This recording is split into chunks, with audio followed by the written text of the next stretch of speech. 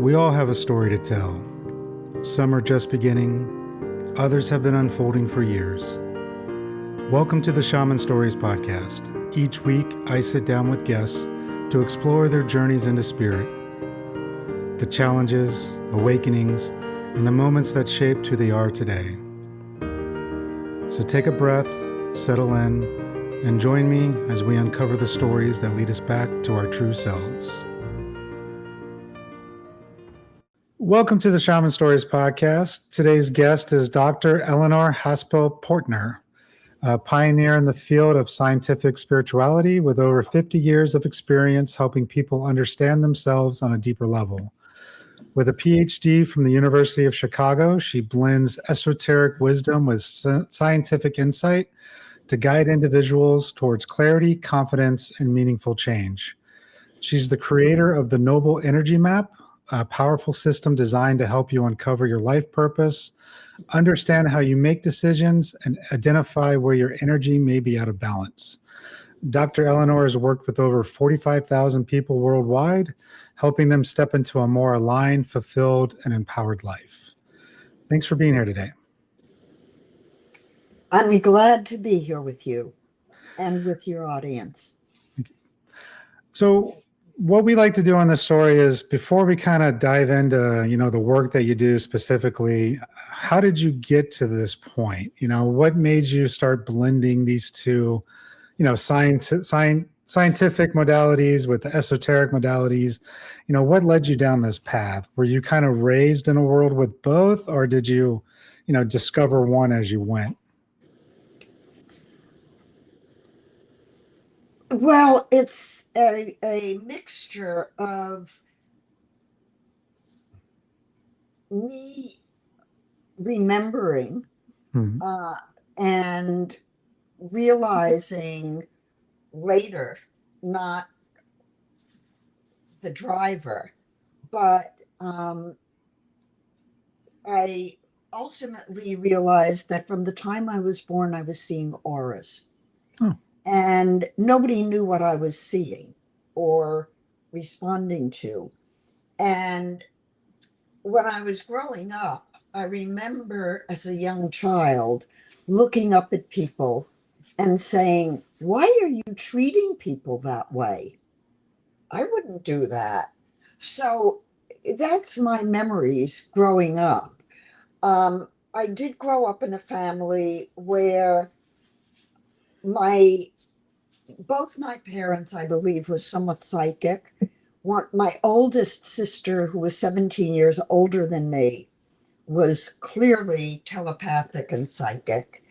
And so I witnessed that. But my father died when I was 15. And I honestly didn't know, if my mother died, if I would have anywhere to go. And I, at the same time, had read Jung's Memories, Dreams, and Reflections. And when Jung talks in there about religion and science, I was actually inspired. And I said, I want to be a Jungian. I want to do this, because I couldn't decide. I was good in science. I thought about becoming a doctor. And I decided not to do that because I'm not a morning person. And I couldn't get up for labs at 8 a.m. I just couldn't do it. So instead, psychology was almost a no-brainer for me. I'd read it and it was natural. It was like I already knew it. Mm-hmm. And I decided that I needed to blend religion and psychology in some way. And so in college, my major was psychology with a minor in anthropology. And then the University of Chicago, without me knowing that it was the four worlds, which I teach now, was the first social science interdisciplinary department in the world. And I applied and, of course, got in. And I remember writing in the essay that got me in that I couldn't limit myself to one field. I felt like the sociology, anthropology, biology, and psychology of the Department of Human Development would be much more integrative for me.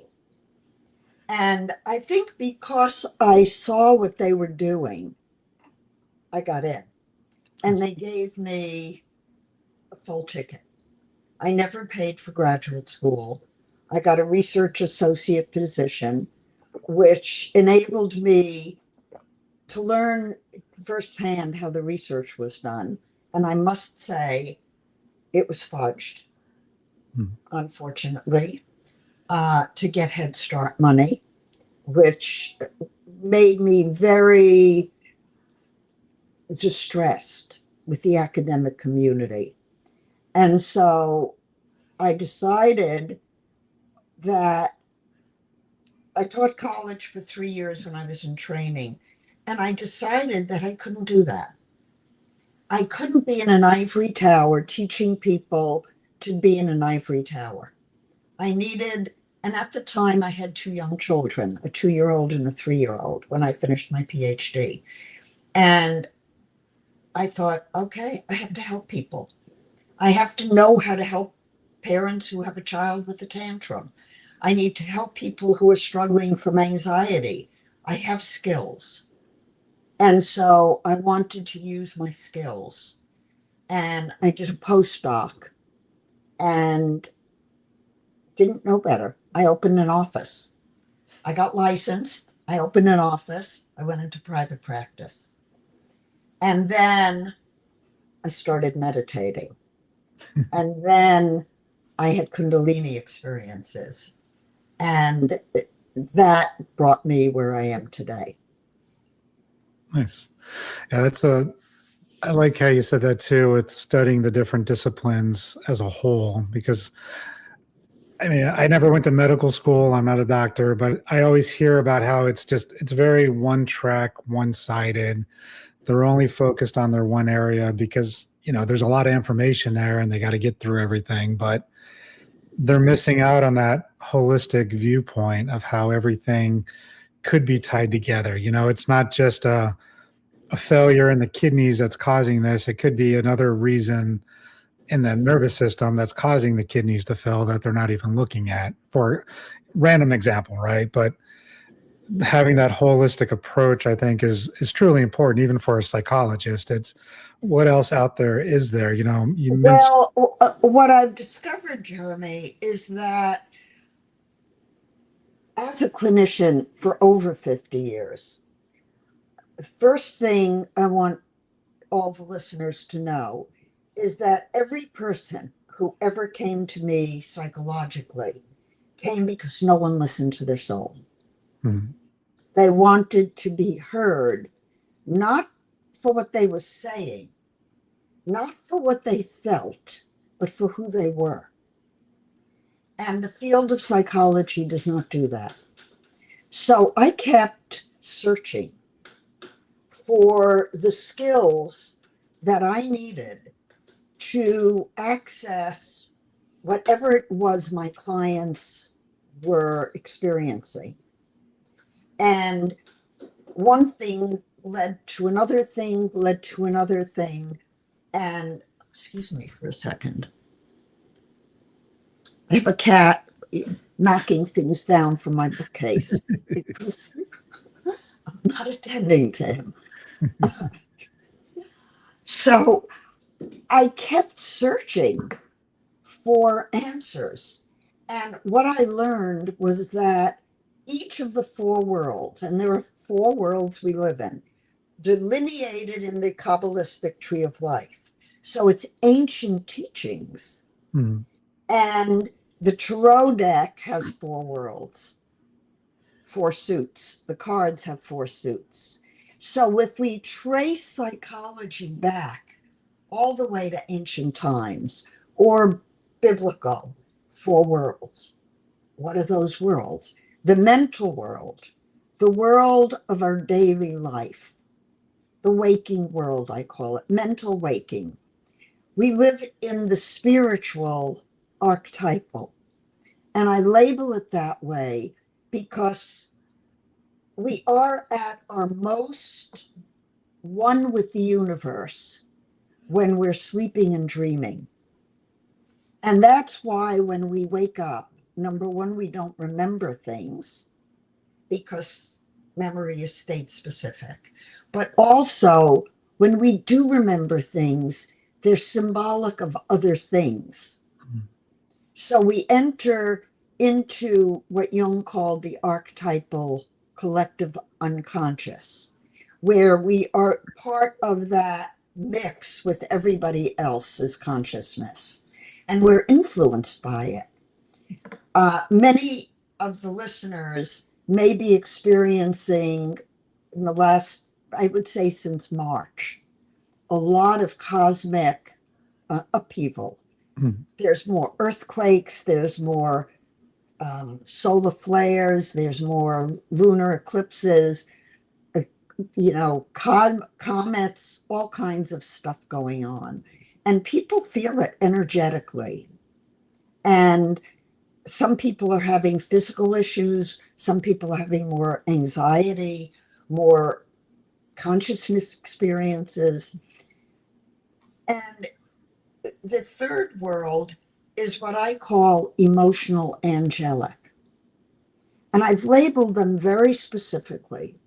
And the reason I call it emotional angelic is that it's the world of transformation. It's the world in which we take the physical emotional reactions and we transform them into compassion and love. Emotions are always generated out of the mental waking world, and they activate initially on a physical level. So when somebody is reactive, it's because at some level their unconscious has been triggered into fight or flight. Fight, flight, or freeze. And if the emotions do not get transformed through higher consciousness, angelic consciousness, the energy gets stuck in the body and people move in the wrong direction. So the four worlds, and the way I've been able to document them, show that when somebody like myself is doing therapy with someone, if we're trying to use a mental world language for a spiritual issue, we're not going to release it 100%. And the field of psychology leaves spirit and soul out of the equation.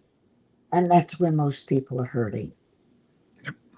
So my work is to bring it in. I like that. Yeah.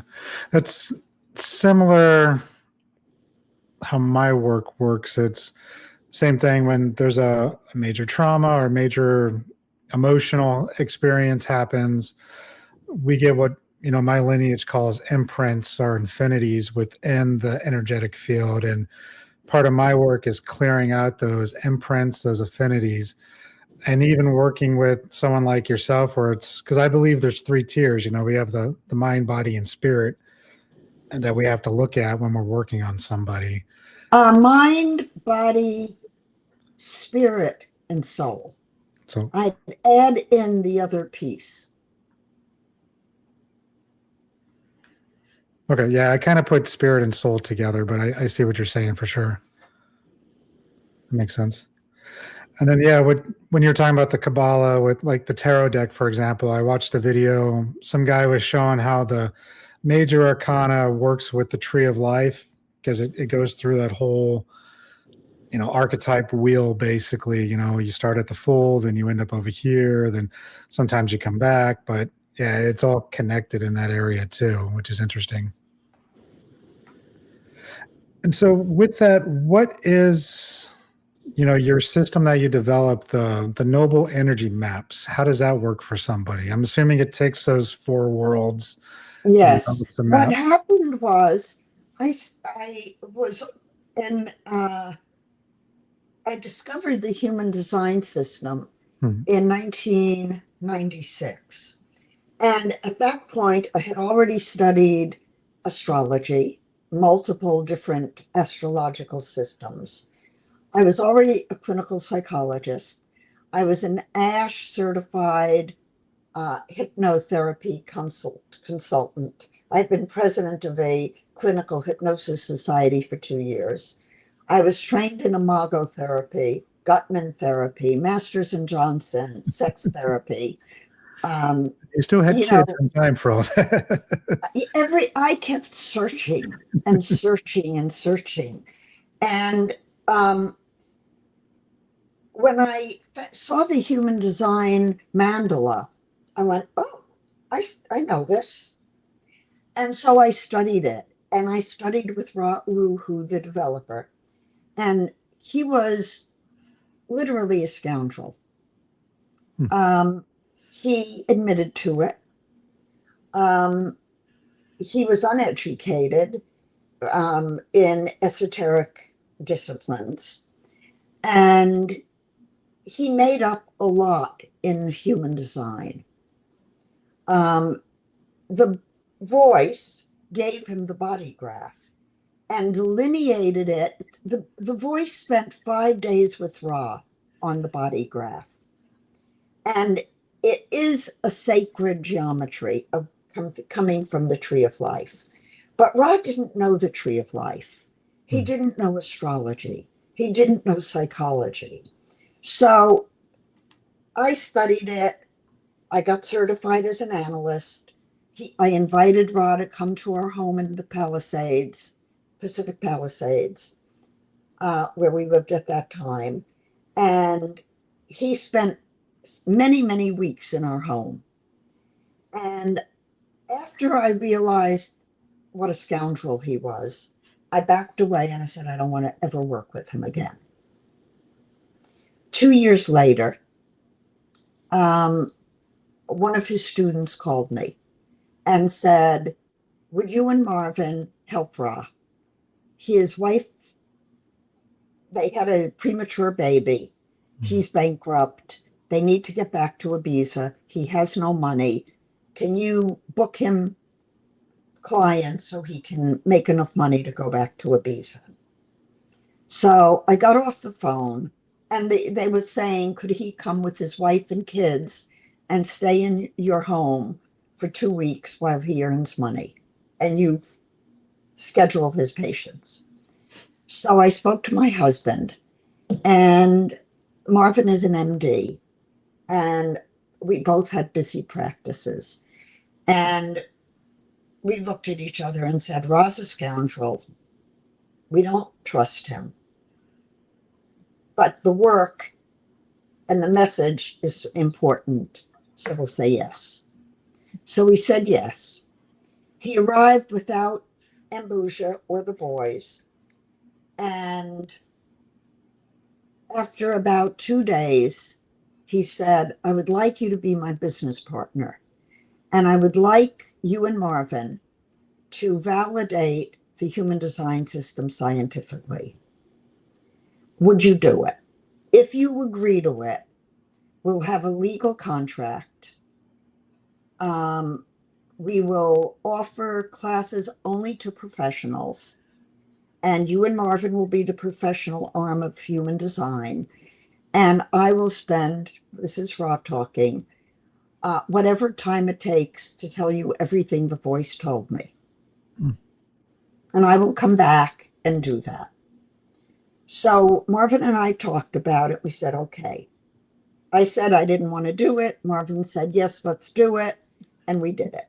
So it fell to me as the social scientist to do all the statistics, which I did on 30,000 cases. Matched samples. I coded everything. I hired a consultant to walk me through all the statistics because I was already years out of graduate school. And I used the statistical package for the social sciences. I matched astrological samples. I used Lois Rodden's A plus jigsaw database and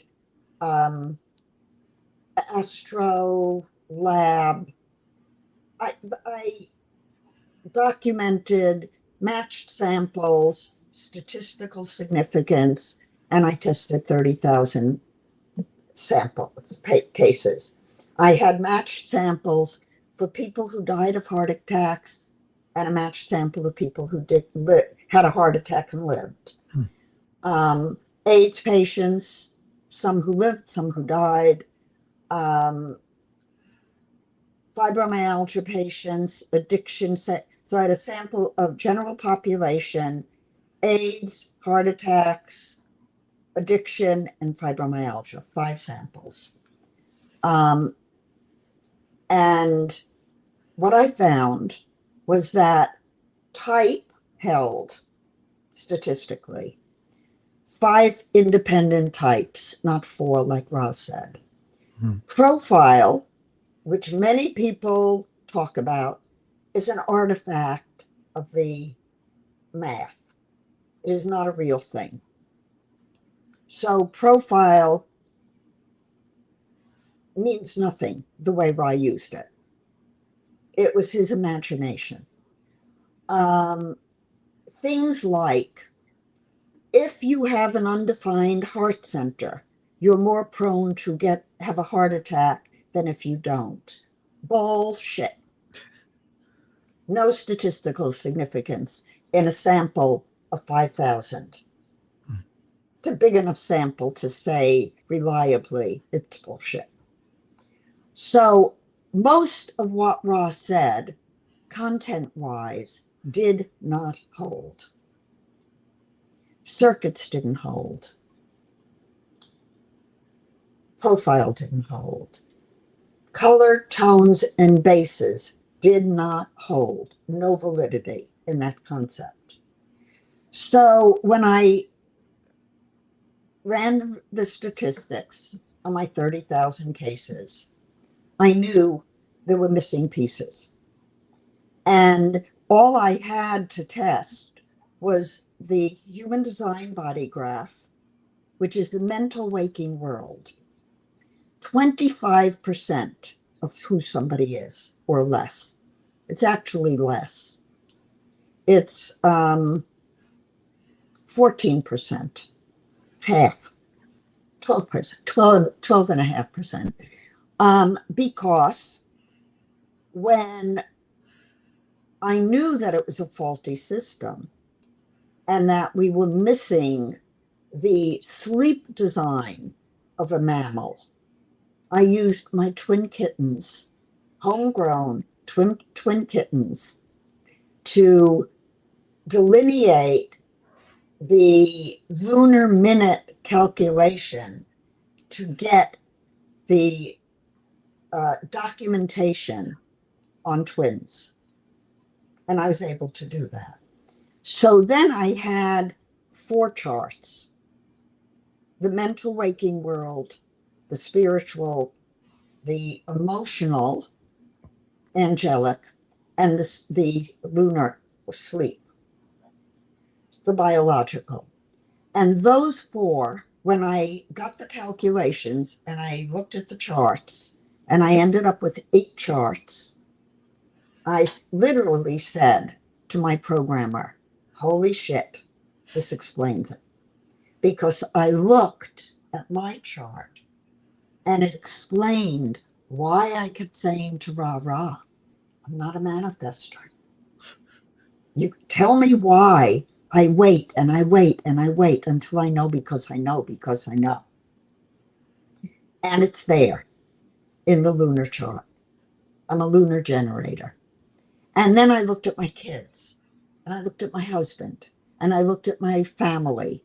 I'm the youngest of 5. And it was like, oh my God, I have the key. I have the map. It told me things. And then I was a clinician.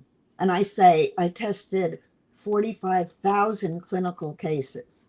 I took all of my clients over 50 years whose charts I had. I laid them on my floor and I knew their dreams and I knew who they were. And I laid them out on the floor and I went, oh my God, this is the best personality instrument I have ever seen. It's amazing. It explained the energy body. It explained how people function. And more importantly, for all of the human design people listening, in the composite at 3 months of age, when all of the developmental markers that take us to a 3-month-old baby who's now reaching for an object, at 3 months of age, 99% of the population become integrated in their design and they're manifesting generators. So all of us, for the most part, are here designed by God to manifest our full potential as delineated in the tree of life.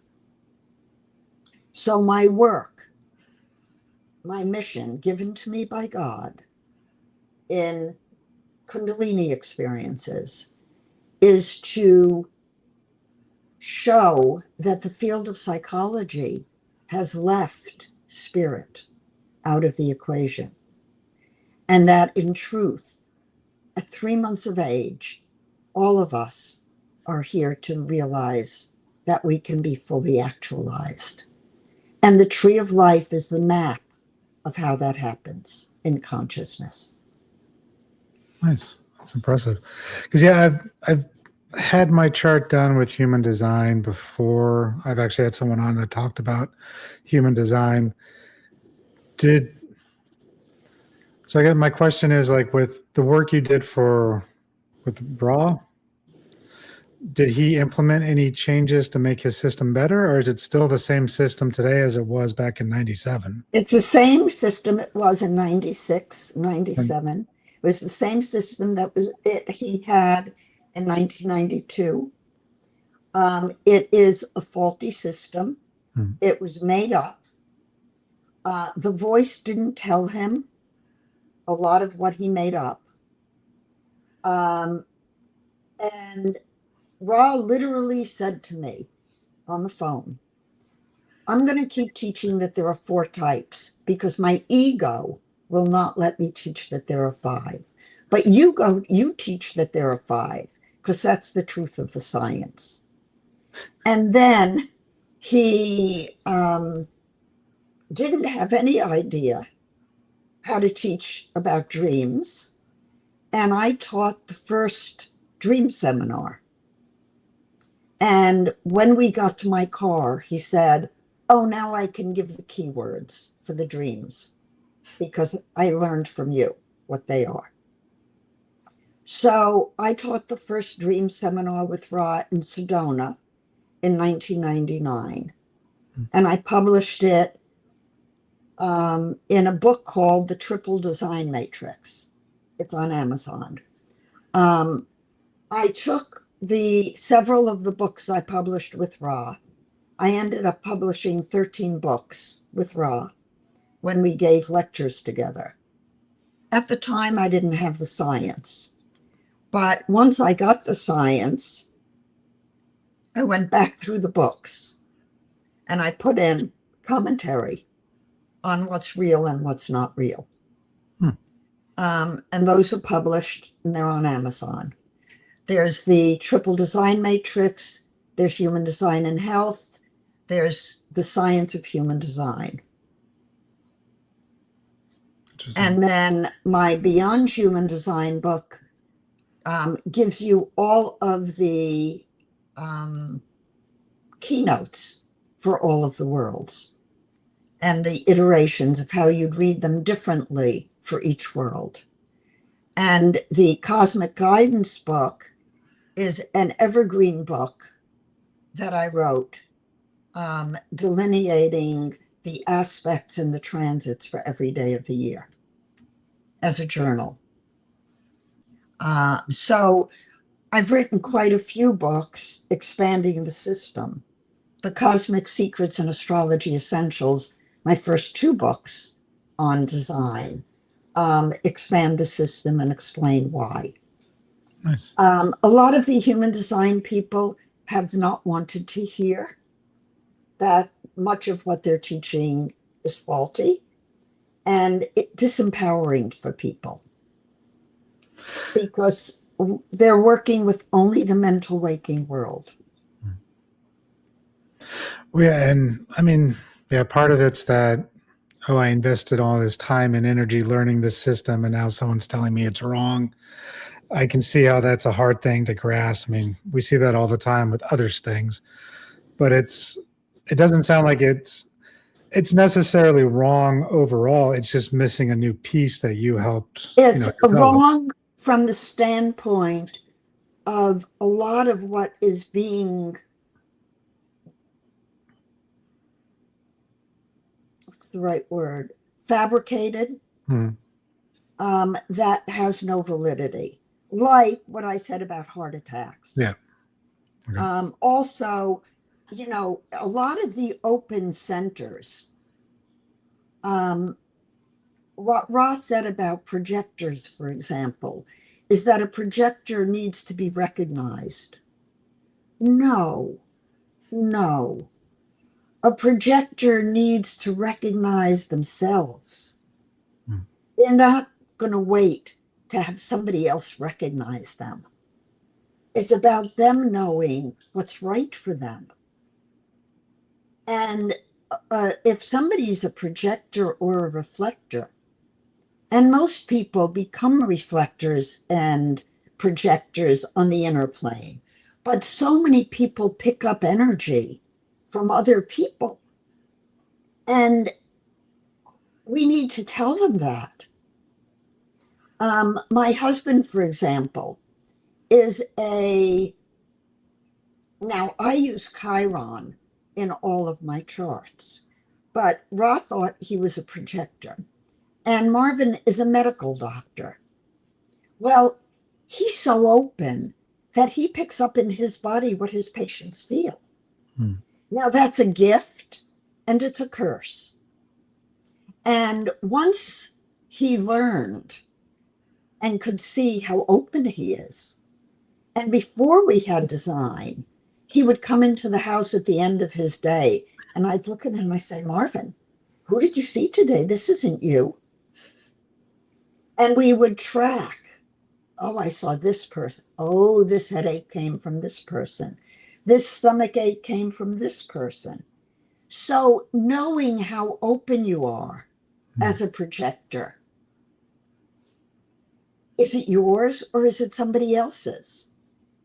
And if you don't recognize what you feel, independent of what somebody tells you, you may be picking up somebody else's trip. And so I think it's irresponsible to do a human design reading without all the expanded charts. Well, that makes sense.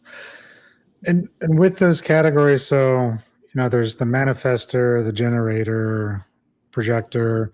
Did you find that there was a new, I guess, category Yeah, that isn't? there's a manifester, a generator, a projector, a reflector, and a manifesting generator.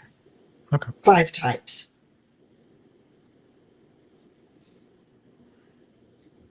Makes sense. Most people in composite are manifesting generators.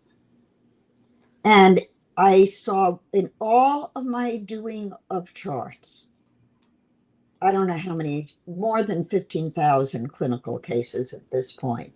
But of all the hundreds of thousands of charts I've done, I've had one case of a quadruple split without a sacral center. Once in all of the charts I've done. And it was very interesting reading. It was within the last month. It was a YouTube reading. Hmm. And she was a quadruple split. And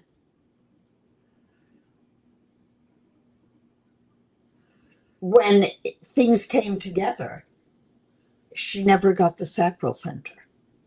So that's somebody who really picked up energy and really tunes in to people.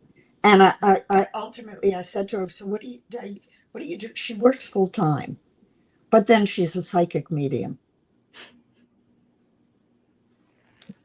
Yeah, that's that's a good opening for her.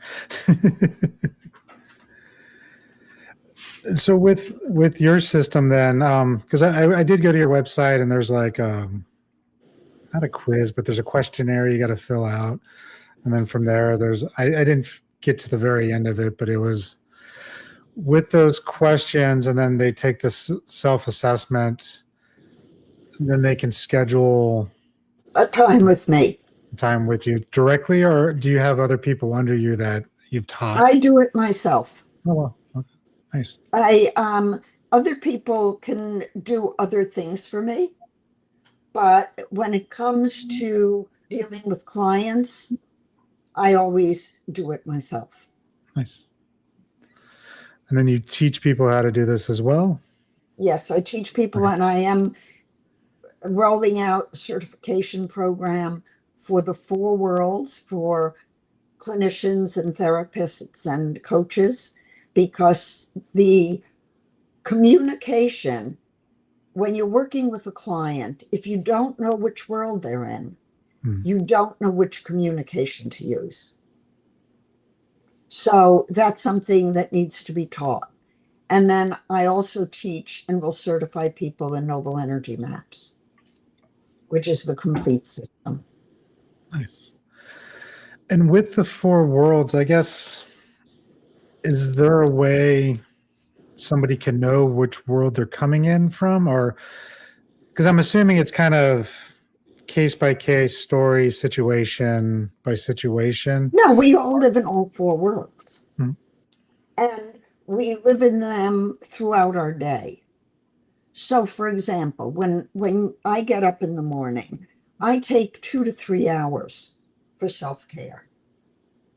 I meditate, so that's spiritual. First thing in the morning, I get up, I pray, I meditate, I read the Bible, I have my morning coffee.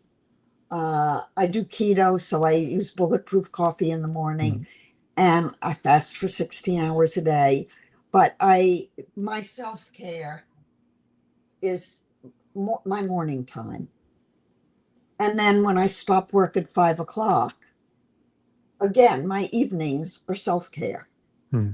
and spirit work, and time with my husband. Uh, so the worlds, we need to look at how much time we're spending in each world. The physical and the mental world are the only two worlds that have the solar plexus, the emotional center.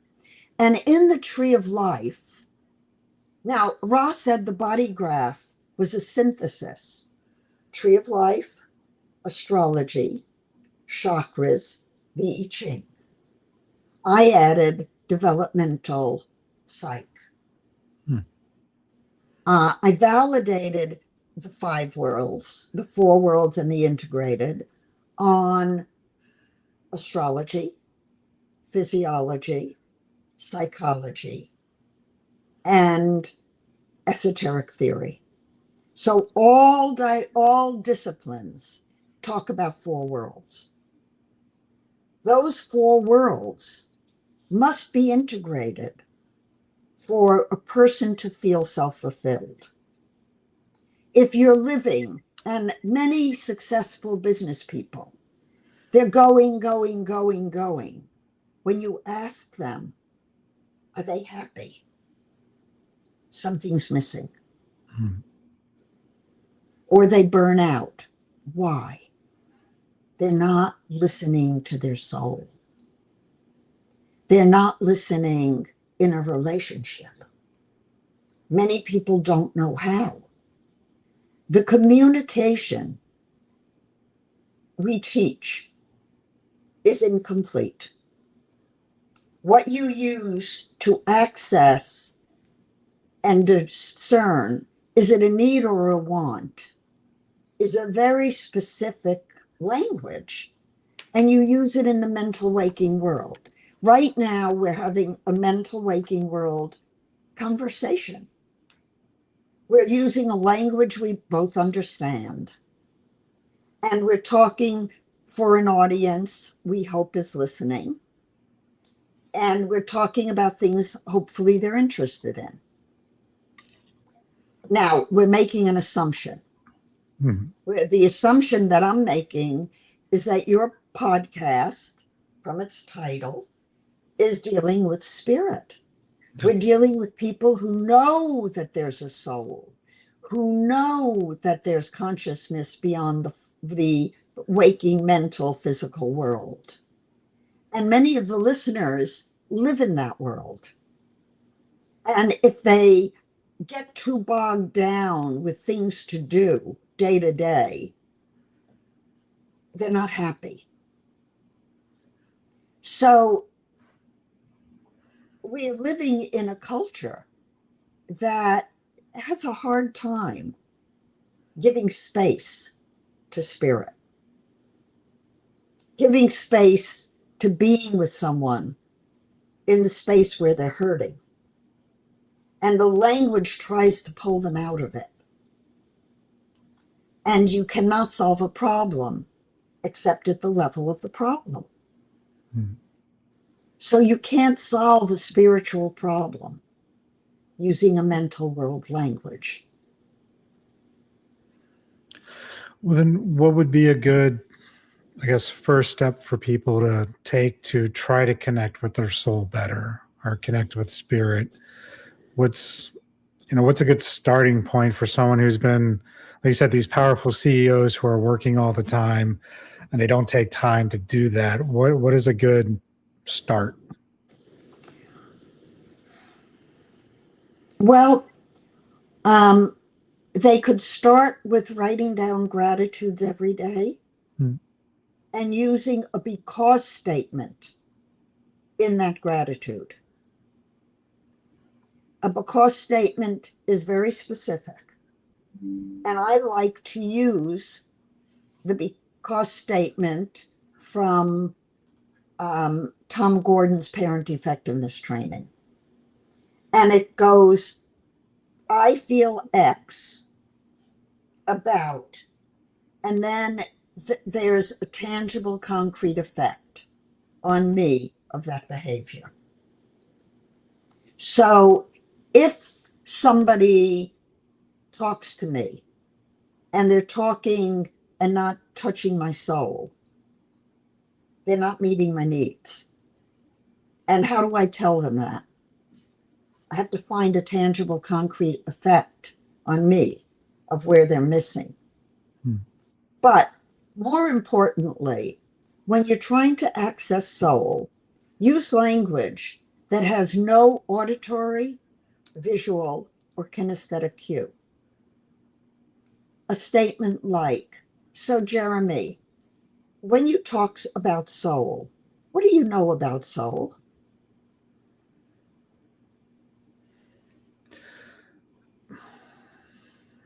I mean,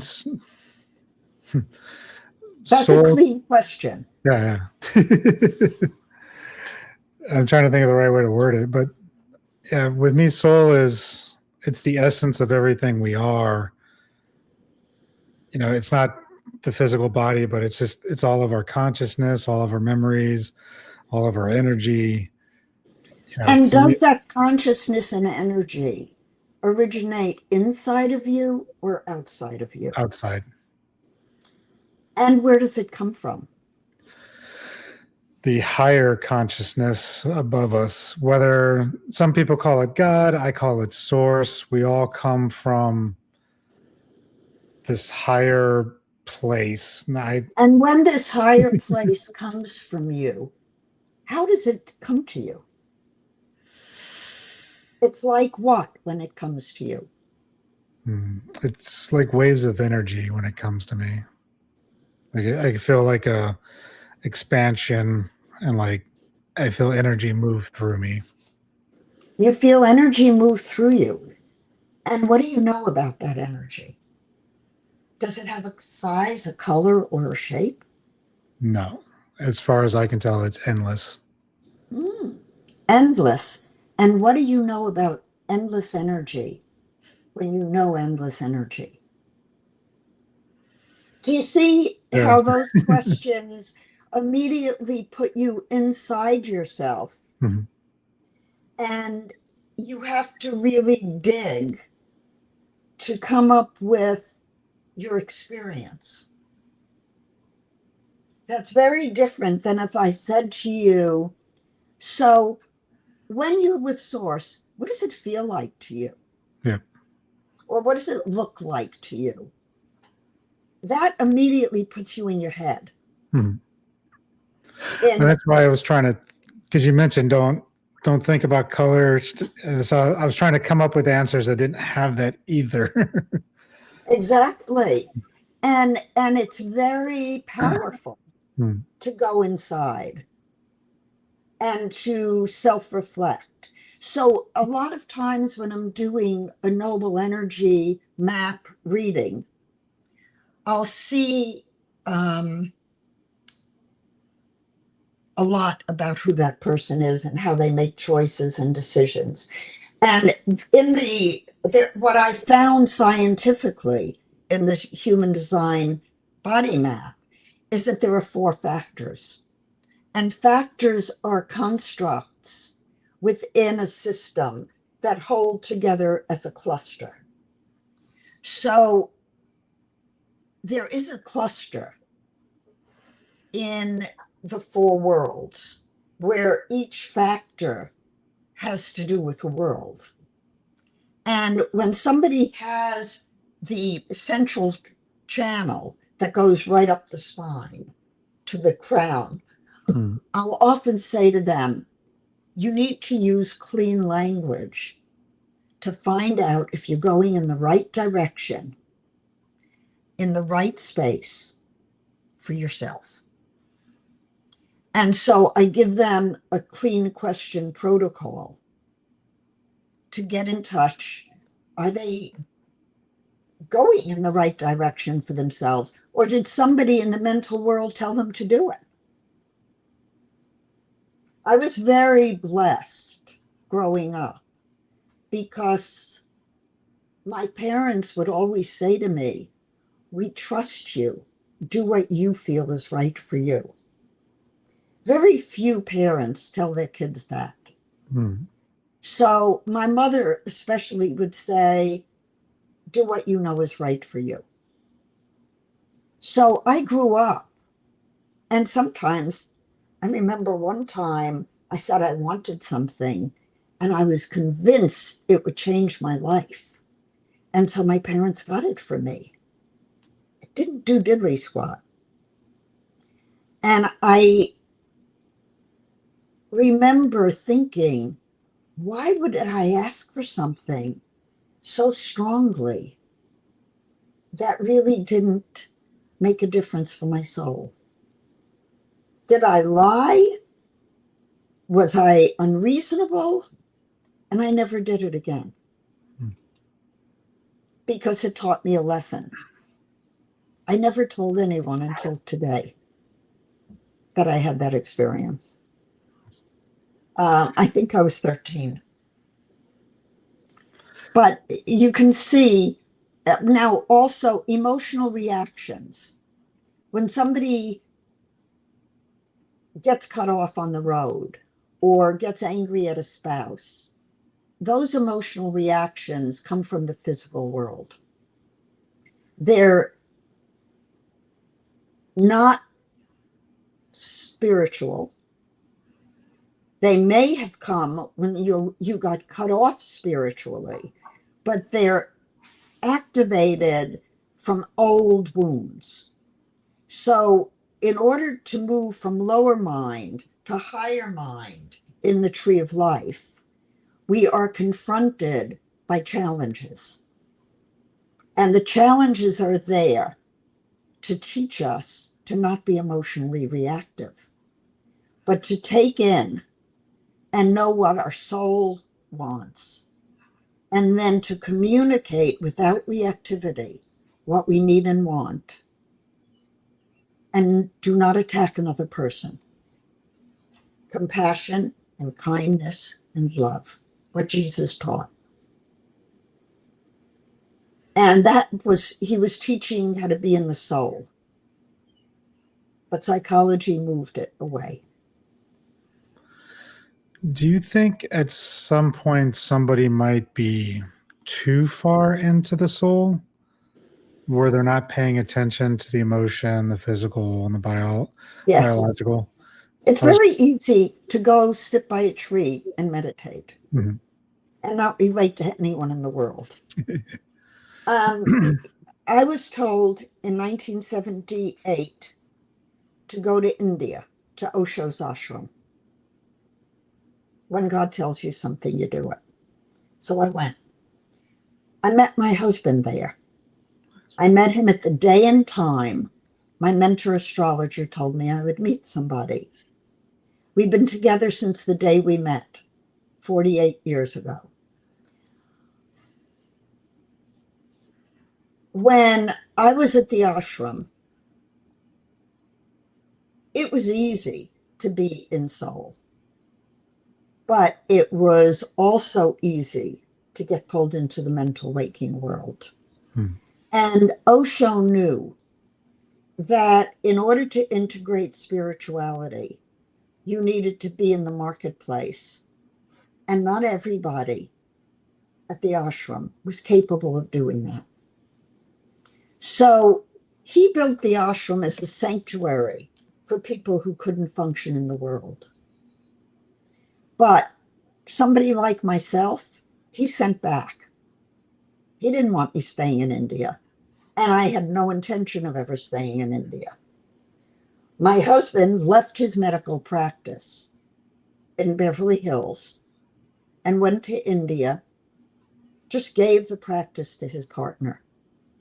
And Marvin is double boarded in internal medicine and allergy immunology. He left because he couldn't do herd medicine. He couldn't spend 15 minutes with the patient. He wanted to spend an hour and a half with the patient, listening to them and hearing what their soul needed. And he picked up in his body what his patients felt. So he couldn't do it in a medical practice that was computer oriented and wanted to fix the person and get them out of the office.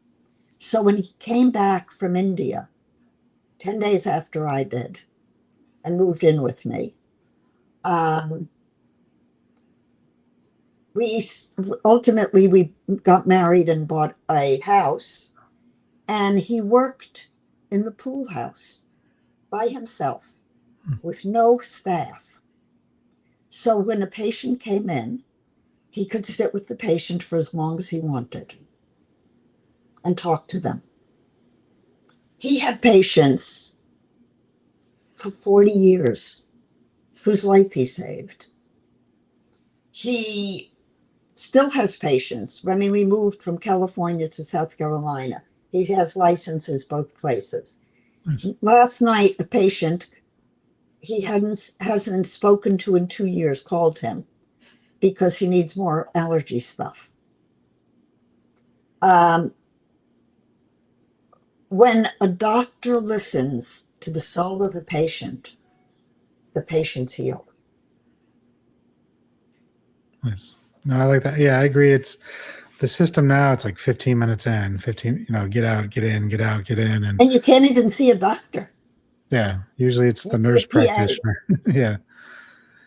Who, they usually know quite a bit, but yeah, it's still just quick in and Marvin out. and I have recently had experiences with he has some heart issues, and he was prescribed drugs that were not good for him Mm. by a PA. I'm sorry to hear And that. the ER doctor could not get a hold of the cardiologist to talk to the cardiologist. The ER doctor said, I am so frustrated. I can't get the doctors on the phone who I need to talk to do it right. So the medical care system in America has to change. Oh yeah, I agree 100% with that one. And the psychology field has to change Mhm. because children need their parents to listen to their soul. And parents are not taught how. Yeah, I mean most parents, they got to learn themselves too. I even had to talk to their souls before they can talk to their kids. I know I did. It took me many years before I got into this line of reality and work where it was never a concept in my mind of any of this type of stuff. But as I've been going through it and learning more about myself, now it's like, oh, now I know how to help my children, or here's some tools in my toolbox that I can use. And hopefully it gives them some insights too. But it's, All children at 3 months of age know who they are. hmm, We need to honor their soul. As adults, we need to honor the soul of everyone we meet, and especially of the children. I agree. And with that, because I wanted to keep to your timeline too, so we're getting close to the hour. I guess, is there any other advice or parting words you want to tell people? And then we'll kind of wrap it up with where they can find you and hopefully it was to decide to work with you. I mean, I'm curious I think I'm going to at least get my own chart from you as well, just to see the differences, because I'm fascinated to see this next level of how I don't want to say how human design could be, but how your system has changed it. It's pretty profound. Um, so, the main thing that listeners need to take away is the one line that's my favorite line of all time. When you know what you know, and no one can tell you you don't know, you're not broken, you're not stubborn, you're not selfish, you're in alignment to your soul. And that alignment belongs to you. Don't compromise and don't back off. And if you're a parent, the best book that I've found is Parent Effectiveness Training. It's about the mental world, but it takes you through communicating and knowing how to communicate, not with the soul. Clean language does that.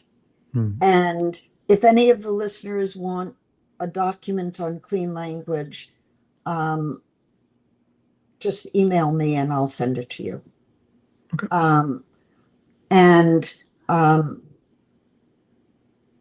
my book, Living from Soul, talks about how important it is to have communication in the world in which the person in front of you needs you to be. In the mental waking world, we're transactional, except when we're emotionally triggered. And when you're emotionally triggered, recognize that it's the physiology that's triggering the reaction. So you only feel stress when something that was a trauma got triggered. So instead of reacting, take a step back and realize that you're hurt, Hmm. and get in touch with the hurt so that you don't project it onto the other person. That's the tricky issue, is the reactivity. And Yeah. now politically, so many people are reactive. Back off. Love and compassion go a lot further than reactivity. I assume you agree, Jeremy. Oh yeah, 100%. Too many times because I see it a lot of times when I work with people with like PTSD and severe trauma, and then they start working on themselves, or even addicts. And it's like they start working on themselves, they're feeling better about themselves, but then they don't understand why people around them aren't happy for them or ready to help them more. And it's like, well, your reactivity from your experience pushed a lot of these people away. The way you treated them gave them some sort of trauma in their own way. And so now you need to help them work through that and work through it together. You can't just instantly fix yourself and then expect everybody that you've been yelling at and shunning and being mean to for years suddenly forgive you. It doesn't work that way.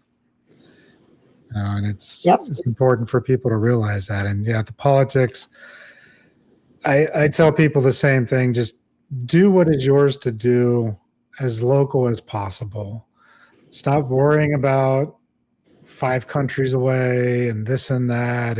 If you can't do anything about it, why are you going to let them react to you? Who owns the problem? Yeah. And they want your reaction so that you're distracted by what you need to do for yourself. Exactly. Take care of yourself first. Yep. Yeah. So, and with that, where can people find you? I'll make sure your links and everything are in the show notes as well. On my website, Noble Energy Wellness, I do have a membership and my husband and I do a webinar every Thursday at noon for the membership. And I do a lot of podcasts and readings. I have a YouTube channel at nobleenergywellness.com and Noble Energy Maps. You can book a reading for me on my calendar. And I have a discounted reading for people who will allow me to do it on a public YouTube. Okay. Yeah. If you want to share it, that's no problem too. Well, it's on my calendar links, and everything's on my website, including the 4-world assessment, which the CRM got broken, but it's being fixed. And if somebody takes the 4-world assessment, they can email me and I spend time going over it with each person. Perfect. And you don't get a salesperson, you get me. That's always nice when you're actually talking to the person who actually developed the product or the system. I don't want to call it a product, but the system that you're actually using. So many times I've signed up for things and it's like, you're not who I thought I was talking to. I don't want you to sell me. I want you to show me how this works. Right. Yeah, I really appreciate your time. This was fun. Thank you. I appreciate your time too. Thank hope you people so much. look into your work and for you. What's your birth data? I'll give it to you once I end recording. Okay. Yeah. Let me stop that. Thank you for tuning in. Be sure to like, share, and subscribe. And if something our guests shared resonated with you, connect out to them. That's what these stories are here for. And if you're looking for deeper healing or support, you can always find me at pnwshamanichealing.com. See you in the next episode.